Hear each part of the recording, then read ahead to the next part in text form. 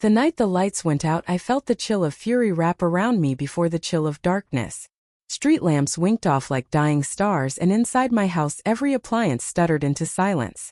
My wife's laptop froze mid-email, our baby monitor went still, the soft hum of the CPAP whose melody should soothe my restless sleep stilled forever.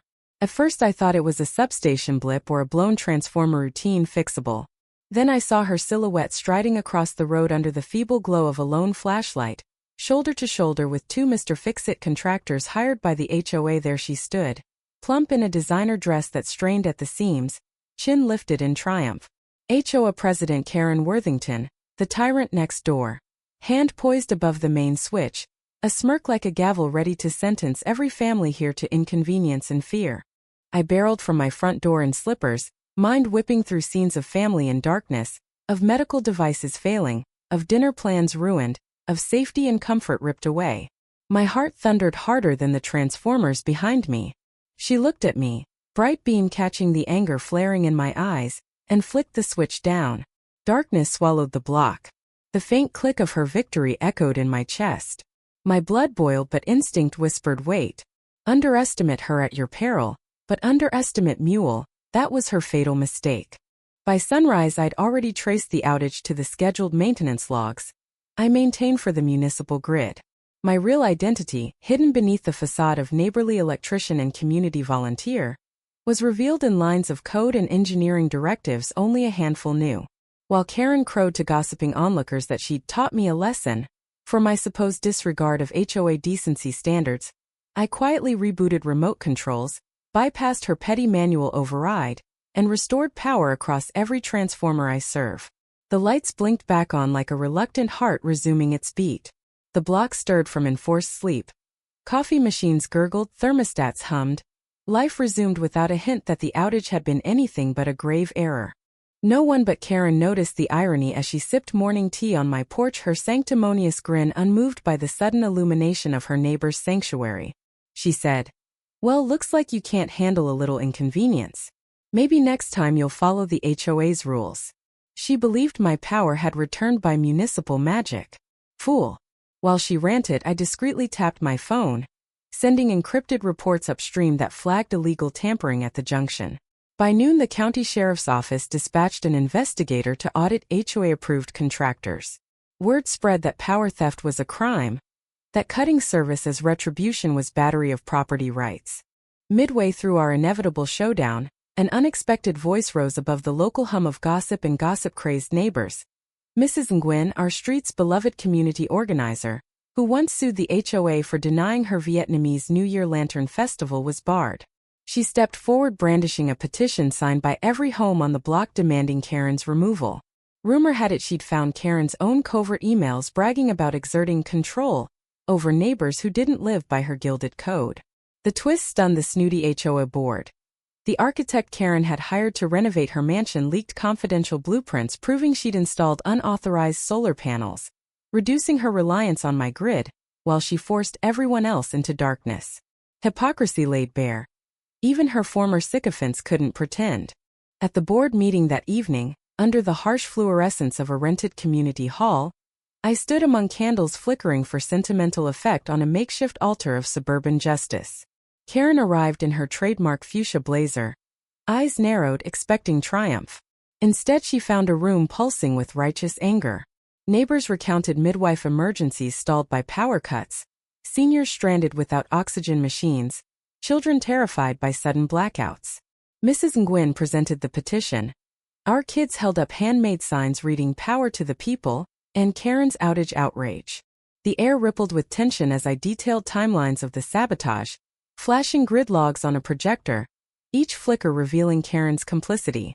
She tried to interrupt, calling me a bully electrician with too much ego. Then the county detective leveled her with a steel gaze.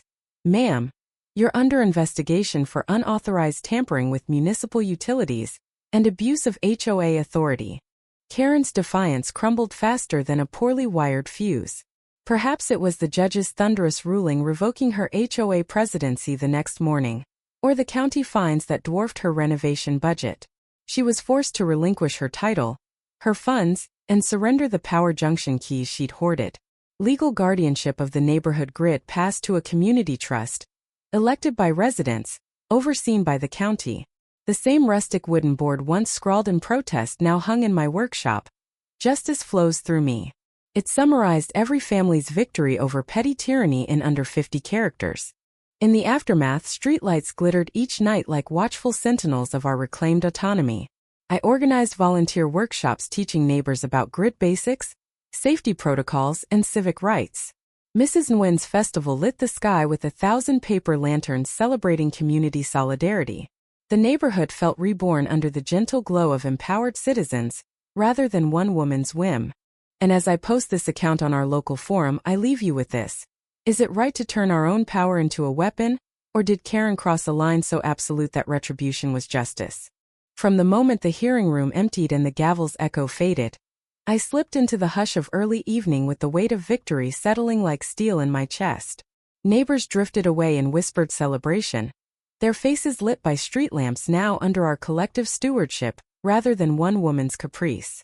I walked past Mrs. Nguyen's lantern-strewn front yard where the colors shimmered against the dark sky, remembering how a simple festival could reclaim joy from authoritarian shadows. Behind me, the old transformer station, once Karen's private rebellion staging ground, stood silent, its gates unlocked and awaiting renovation into a community art project. I imagined murals of our block's history, electric cables woven into the design like veins of solidarity.